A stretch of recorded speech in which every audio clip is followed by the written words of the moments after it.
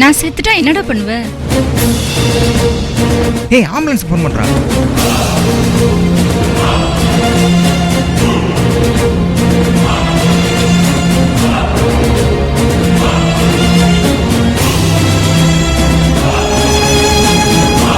என் friend அந்த அக்காக்காக சாகணும்னு நினைச்சீங்கல்ல, எனக்காக வாழணும்னு நினைக்கலையே. வாழ்க்கைனாலே சுவாரஸ்யமானது தான்.